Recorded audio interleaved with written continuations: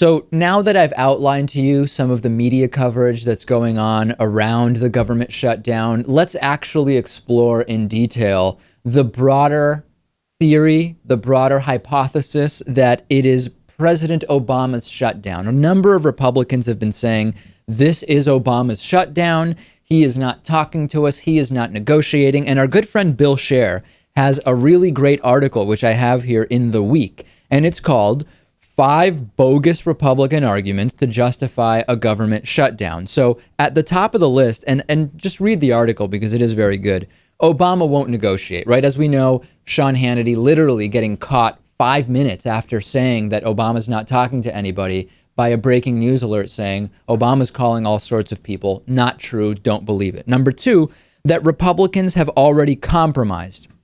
Ladies and gentlemen, Obamacare was passed democratically and upheld by the highest court in the land. It is the law, period.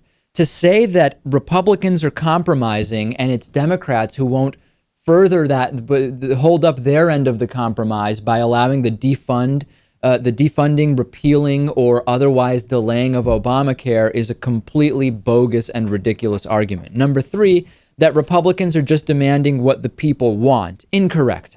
Number 1, the idea that people don't want Obamacare is absurd. We know that individually Americans overwhelmingly support all aspects, including the individual mandate of Obamacare. And broadly speaking, our average individuals, if you want to take the argument that we should do whatever the average person says about debt or budgets or whatever, there are any number of things that we don't put up to popular votes, and this could be one of those as well. Number 4, Harry Reid shut down the government. This is just not true. And number 5, since Obama is delaying Obamacare for his friends, he should for everyone else.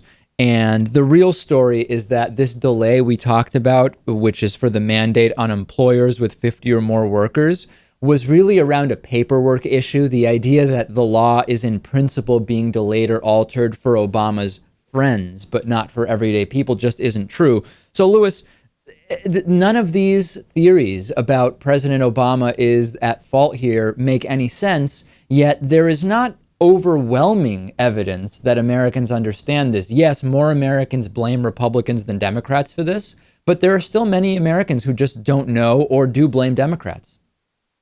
Right. And this is unfortunate. I mean, I know that there's always confusion when something this big goes down. There's always misinformation everywhere, and politicians on either side of the issue telling people what they want people to hear. But I mean, all we can hope for is that there's a positive effect soon, and that all Americans realize that. I just don't understand how you can say that with any level of dignity, that because Democrats won't compromise with Republicans to allow the defunding of a democratically passed and Supreme Court upheld law, they're not compromising. Imagine, Lewis, if in order to pass a spending bill, Democrats decided, okay, we'll pass the spending bill, but we want something in there that says if you work for an oil company, you've got to pay an extra 10 percentage points of your income in tax, right?